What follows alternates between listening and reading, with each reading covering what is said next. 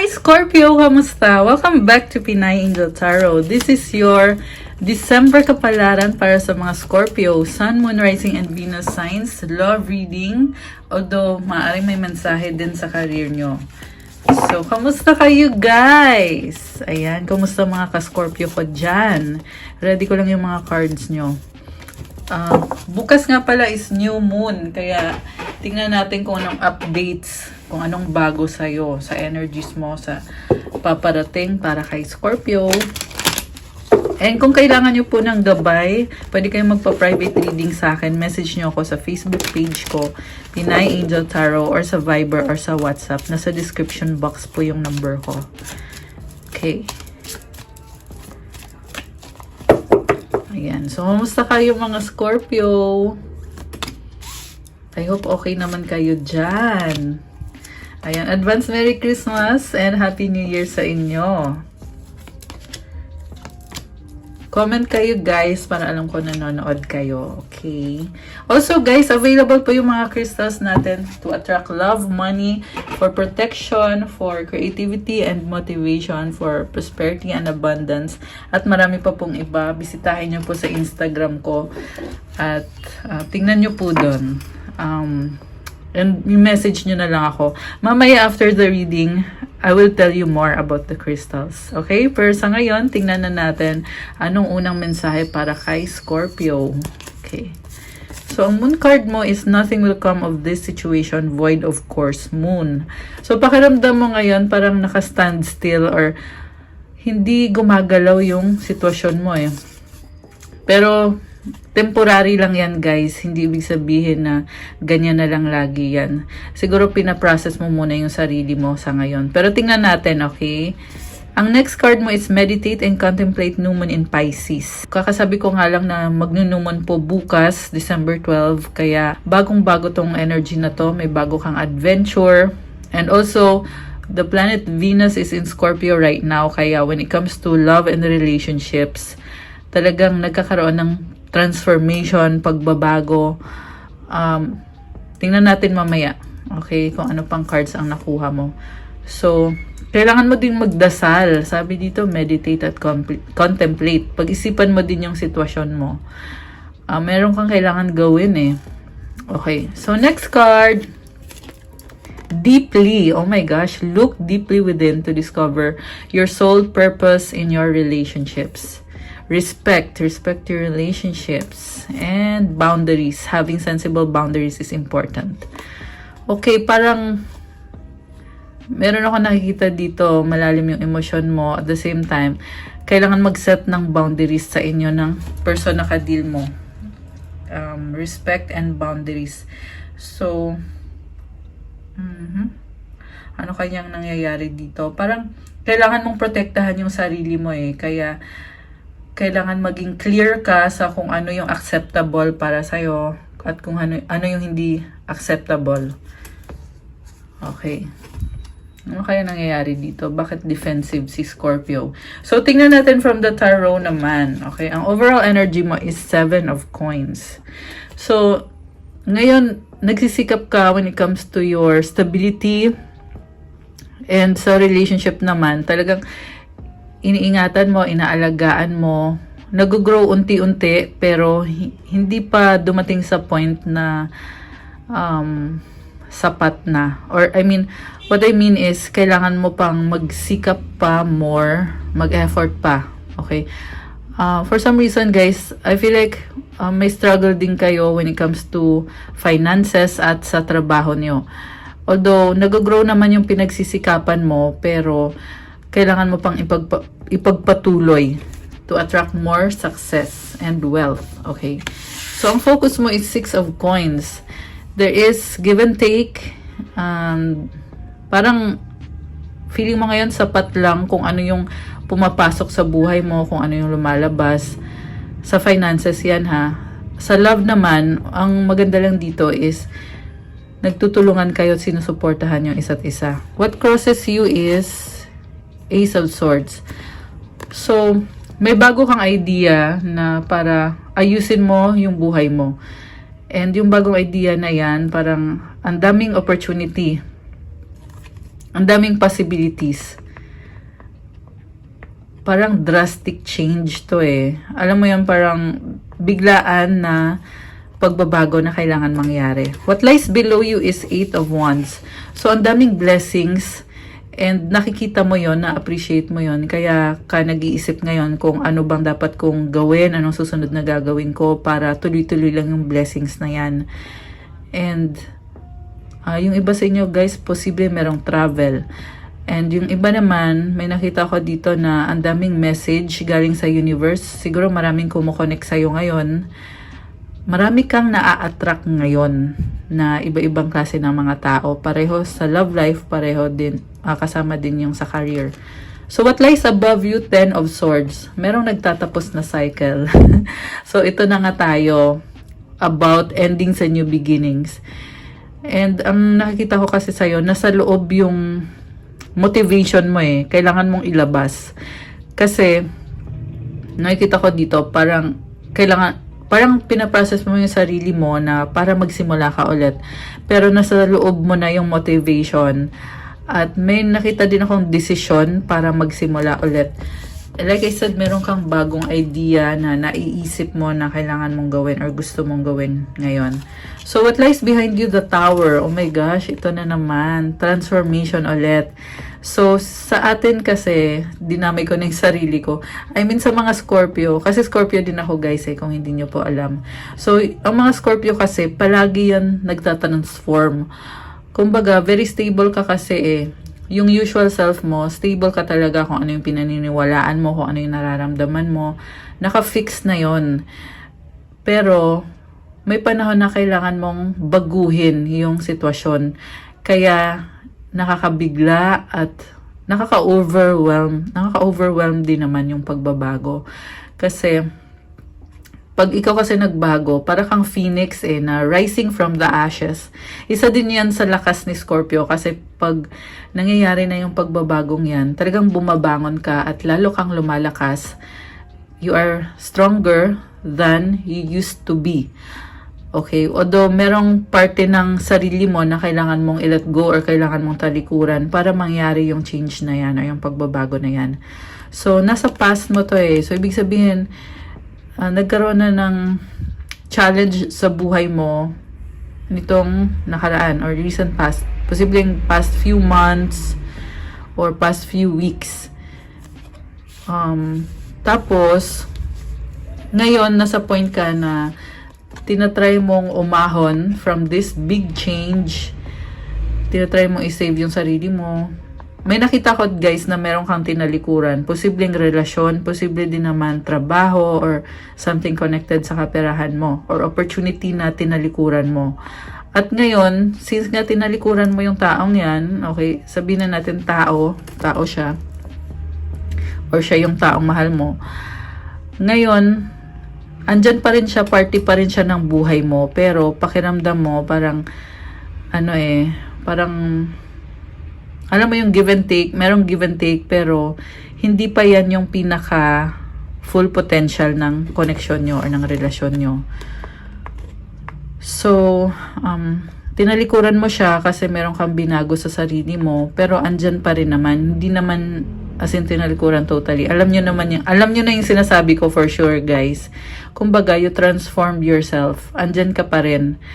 Gusto mo pa rin siya, mahal mo pa rin siya, happiness mo pa rin siya. Pero merong nagbago sa'yo. Okay. And then, yung nasa near future na card mo is 2 of Swords. So, ngayon andyan ka, pero alam mo din na balang araw, parang hindi ka na sure sa kanya. Ibig sabihin, I feel like walang effort na binibigay sa'yo yung taong yan. Kaya, ngayon, nagtatry ka pa rin, pero iniisip mo hanggang saan ko to kayang tiisin or hanggang saan ko to makakayanan. And, okay. So, tingnan natin yung next card. 8 of Pentacles. Ay, sorry, 8 of Coins pala. So, ngayon, very practical ng vibe mo. Ang dami mong ginagawa. And, naghihintay ka pa ng more blessings pa. Although, yes, oo, meron na. Like I said, marami na ngang blessings eh. Pero, meron ka pang hinihintay. yung person na ka-deal mo, oh my gosh, problemado. So, 3 of Swords. Hindi ka maalis sa isip niya eh. Hindi siya okay sa ngayon. Parang hindi siya sang-ayon. Nag-clash kayo nitong taong to eh. Hindi siya sang-ayon sa mga desisyon na ginawa mo. Ayan. Okay. Mamaya i-clarify natin yan. So, mutual energy is the wheel of fortune. So, ngayon dumating na sa point na nagbago yung sitwasyon. Wheel of fortune, kita mo number 10. Kumbaga, nakafocus ka kasi sa sarili mo eh. Sobrang inuna mo yung mga priority mo. Tapos ngayon, sinasabi ng card na to na tama na muna yung puro sarili-sarili. Kasi kailangan mo munang harapin to sa ngayon, Scorpio. Yung outcome dito is the Lover's card, which is ito yung decision na mahalin ulit yung taong yan or piliin ulit yung taong yan. Baka may kayong Gemini, guys. Pero hindi naman kailangan na ganun yung sign niya. Okay, baka meron yan sa birth chart niya. Pero kahit anong zodiac sign ito. So, ang nakikita ko dito na nangyayari is malaking desisyon dahil nga merong pagmamahal talaga. Ayan, posible din na soulmate mo kasi yung taong yan. Kaya talagang attached ka pa rin. Pareho kayo. Attached kayo sa isa't isa. And very vulnerable ka ngayon, Scorpio. Ang nakikita kong nangyayari sa'yo is parang sobrang exposed yung emotions mo eh. Marupok ka ngayon at alam mo yun, konting ano lang sa'yo, nadadamage ka kaagad or konting words lang na sabihin sa'yo, nasasaktan ka kaagad or either nasasaktan ka or sobra kang natutuwa. Okay. And I can also see so much passion and attraction sa connection na to. Kita mo yung apoy, umaapoy, diba? So, parang rekindling the love that you have. Yan yung nafe-feel ko dito sa reading mo so far. So, merong chance or opportunity para kumonek sa taong yan at ibalik yung pagmamahalan nyo. Pero, meron ka ding hinihintay na mag-effort siya. Kasi kung hindi siya mag-e-effort, iisipin mo na wala nang chance to or hanggang dito na lang to or ikaw na lang lahat ang nagbibigay. Siya hindi siya nagbibigay. Kasi parang iniisip mo ngayon eh na dapat give and take tayo, dapat equal tayo. So, ikaw kasi you're giving your best. And ito 7 of coins yung overall energy mo. So, mag-clarify tayo guys. Ano tong transformation na nangyari? Bakit umalis si Scorpio? Or bakit? Nagbago ka kasi. Nagbago ka sa kanya. So, Justice, 10 of Swords, Page of Cups, the Sun. Oh my gosh. So, nagbago ka. Merong nagtapos. Ayan, merong umalis oh. Ayan, kita mo yan.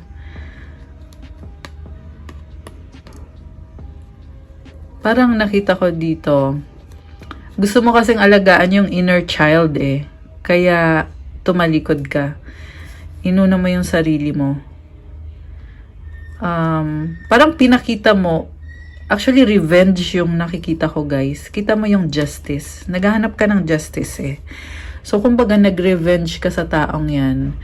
Ang Scorpio kasi may ugali kasi guys na pag hindi maganda yung pinakita sa'yo, ibabalik mo sa kanya. Kasi ikaw sobra kang magbigay at magmahal.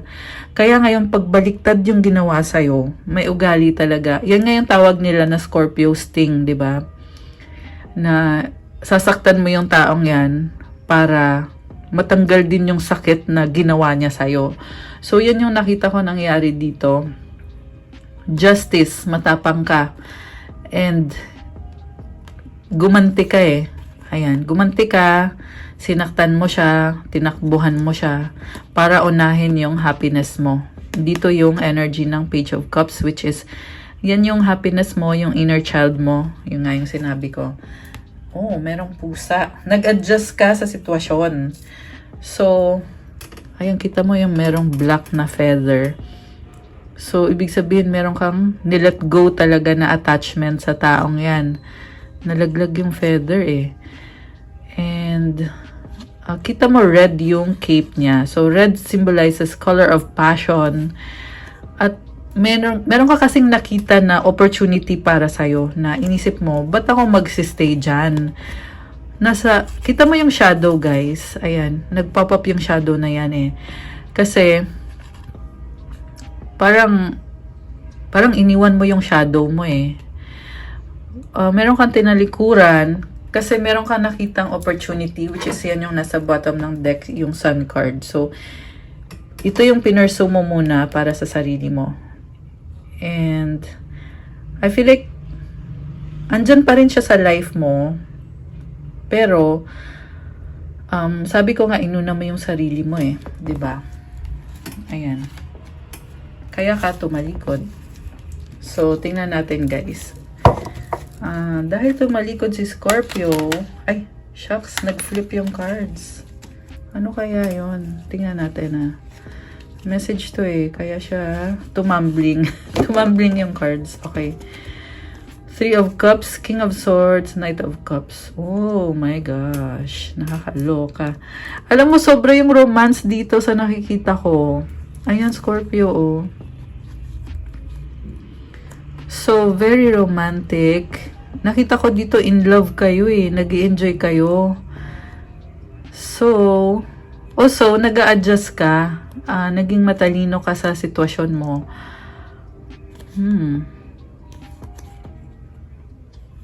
Parang ito yung energy mo pagkatalikod mo dun sa mga nangyari sa inyo. Tinalikuran mo, nag-focus ka sa happiness nyong dalawa ng taong yan. Parang meron kang inignore eh, na merong ginawa sa'yo, tapos parang inignore mo siya, or inignore mo yung ginawa sa'yo na nasaktan ka. And nagstay ka pa rin kasama yung taong yan. Kasi masaya ka naman talaga sa kanya. At nag-adjust ka. Pero meron kang tinatago sa loob-loob mo na andun yung pain, andun yung hurt. Tinago mo eh. Okay, yan yung nakita ko dito so far. Ayan, kasi nga meron kang tinalikuran, tas ngayon ito, okay pa rin kayo, pero hindi mo pala pinaalam sa kanya yung mga bagay na nasaktan ka, kung bakit ka nasaktan. The Lovers, oh my gosh, and the Ace of Swords. Decision, oh my gosh, decision to stay. Pero kasi nanghihinayang ka. Ayan, oh, King of Wands, 5 of Cups. Kasi attracted kayo sa isa't isa. So, kaya sabi mo magstay muna ako. Alam mo, nakita ko mukhang ito yung person mo. Nagdesisyon na magstay. Posibleng dalawa kayo na. Kasi kung ano yung energy mo, nafe-feel din ng person mo eh. So, ang nangyayari dito, nag-decide kayo na oo, kahit hindi tayo magkasundo, magsistay tayo pareho. Kasi sayang. Ayan, umiiyak siya, oh. Nangihinayang. Kasi sayang. At hindi pa na-heal yung wounds ninyong dalawa. Lalo na sa part ng person mo.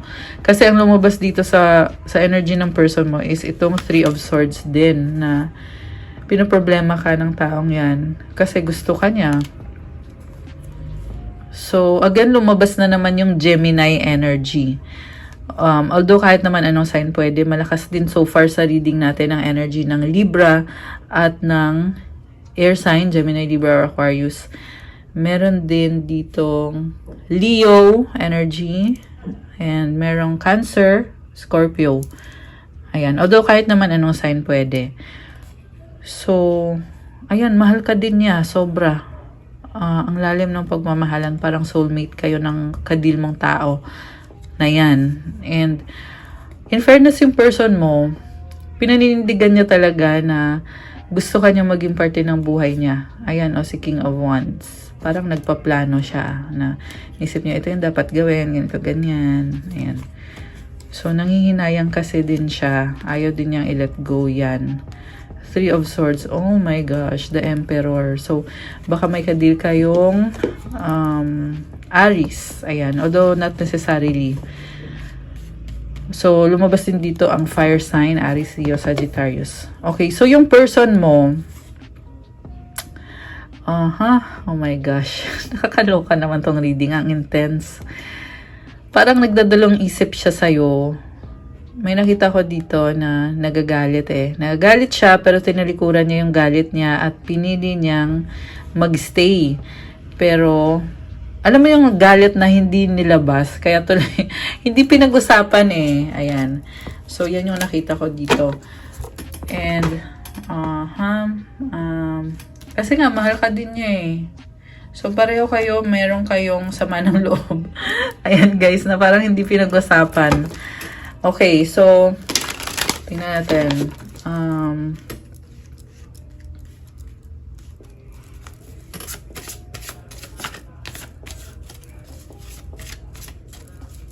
Grabe itong reading, ang intense. Tumitingin-tingin ako sa cards. Okay. So, anong next para sa inyo ng person na yan? The Chariot, 9 of Swords, 10 of Wands, and 7 of Pentacles. So, ito na nga yung next. Nag-e-effort ka pa rin kasi feeling mo hindi pa rin kayo stable, kayong dalawa ng taong yan.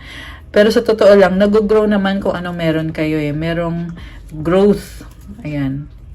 Oh, by the way, kanina sumilip yung The Empress card hindi ko nga lang naipakita sa inyo. Pero parang ang feeling ngayon is soulmate kayo ng taong yan. Diba merong Lover's card na lumabas, merong Emperor, meron ding Empress. So si Emperor at si Empress, sila yung magka-partner eh. So, kaya minamagnet nyo yung isa't isa kasi balanse kayo. 'Di ba? Yung iba twin flame nyo yung kadil nyo, guys. Kasi spiritually naghahanap tayo ng kapartner natin eh na magbabalanse sa atin. So, ngayon na-attract mo yung taong yan, yung twin mo or di kaya soulmate mo. Ayan. And then so ito ka effort pa rin si Scorpio. Parang nakita ko sa iyo ngayon na aware ka na kung ano yung kailangan mong ayusin sa relasyon nyo or sa connection nyo. And sa nakita ko talagang lumalaban ka ngayon. Ayan, lumalaban ka. At the same time, parang feeling mo galit siya sa'yo, kaya nagiging defensive ka. 'Di ba? And then, andito yung Chariot, 9 of Swords, tsaka 10 of Wands. Oh my gosh, grabe to oh. Ilalaban mo yan. Ilalaban mo yung connection na yan. Oo, mabigat. And mahirap, hindi madali. Pero, alam mo, sa totoo lang, Scorpio, malalampasan at malalampasan mo din yan. Okay? When the right time comes. Kasi sa ngayon, hindi ako makapagbigay ng assurance sa inyo, guys. Kasi nakikita ko yung hirap mo. At nakikita ko na kailangan mo ipagpatuloy yung effort mo. Kita mo yung sapatos kulay red. It's the color of passion. Kaya ka lumalaban. Nakikita ko yung paa mo eh. Yung paa na paakyat ng bundok. So, yung bundok kasi achievement mo yan, 'di ba? So, para makuha mo yung achievement, kailangan mong umakyat. At ginagawa mo yan kahit ang bigat ng pasan mo. So, also, andito yung Chariot. Kulay pula din yung kotse niya or yung tricycle. Tricycle. Ayan, mukha kasing tricycle, 'di ba? Ayan, pero yung symbol kasi na ito, yung sasakyan niya, it symbolizes na yun na nga, papunta ka na, ilalaban mo, tapos meron pang this way, that way. So, ibig sabihin, babalansehin mo talaga. Magsa-struggle ka kasi kailangan para lang makaakyat dun sa bundok. So, ito namang 9 of Swords, sa reading mo so far, it symbolizes na talagang pinag-aaralan mo ano bang dapat gawin. Very competitive ka.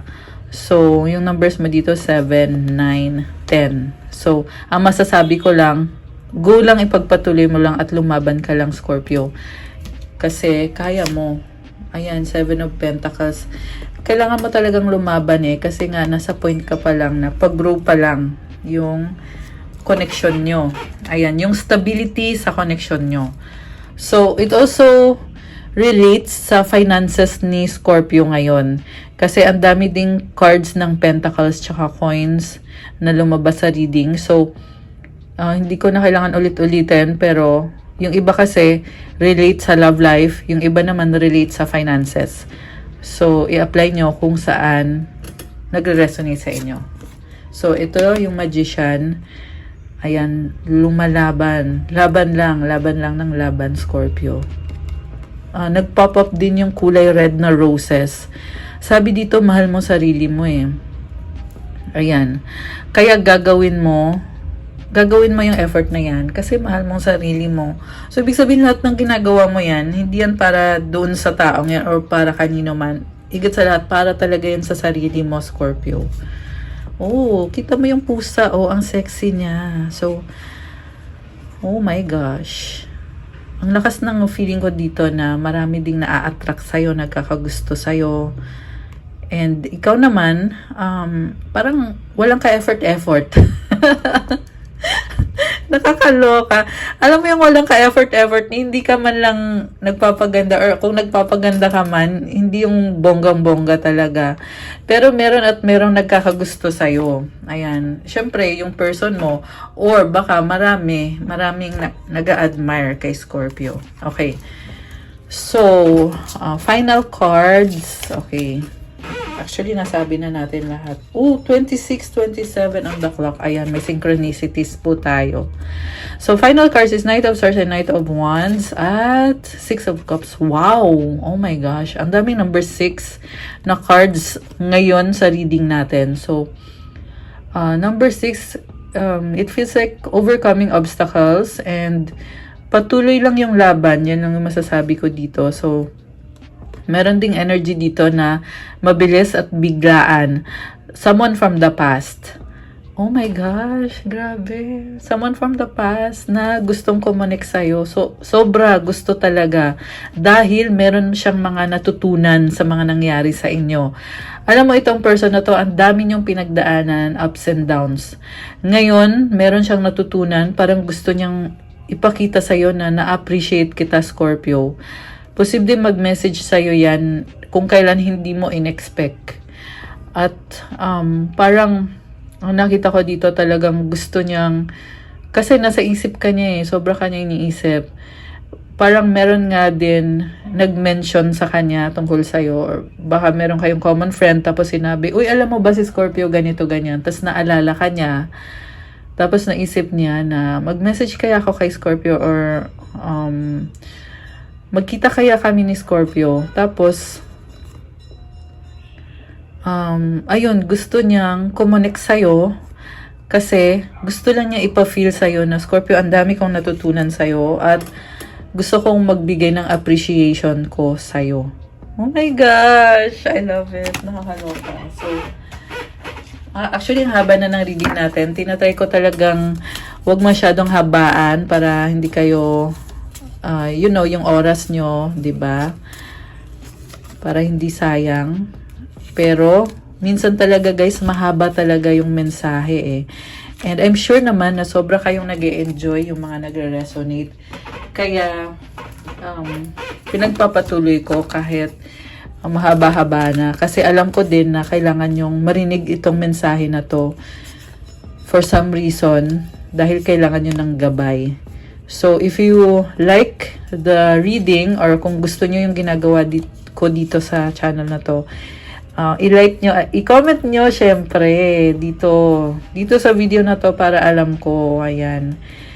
And also, kasi pag ginagawa nyo yon guys, para nyo ding sinasabi sa universe na kiniklaim nyo yung mga guidance or gabay na natatanggap nyo sa mga readings, at isang way din yan na to attract more blessings. Okay, so tingnan natin yung messages from the oracle cards. So, dalawang oracle cards. Itong yellow, bago to, gawa ng isang person na malapit sa akin. At ito, ako naman yung gumawa nito. Okay, so ito yung mga energies or mga gustong sabihin sa'yo ng person mo. So, I regret what I did.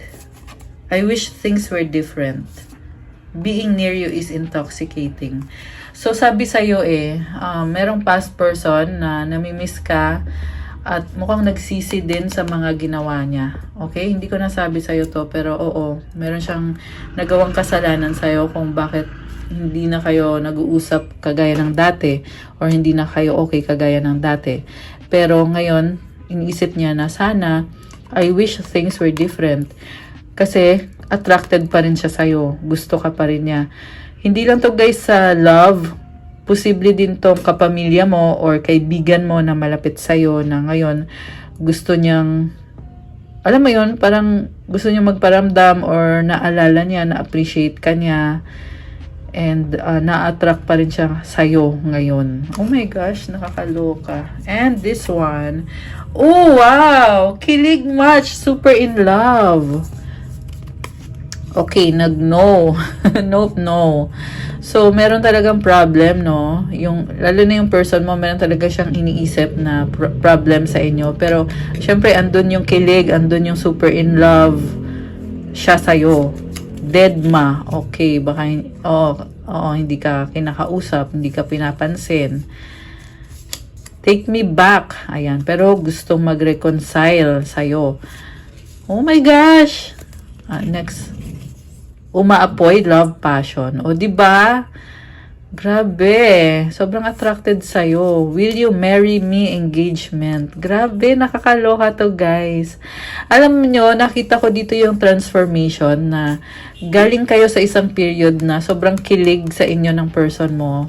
Tapos, biglang nagka-problema or nawala. Nawala siya or nawala ikaw. Tapos, ayan, nagdedmahan. Walang pansinan. Tapos biglang take me back, reconciliation. O, di ba? Bumalik. At umaapoy kasi gusto ka, mahal ka, love, passion. At lumevel up kasi meron ng will you marry me engagement. Oh my gosh! I love it! So, anong advice for Scorpio?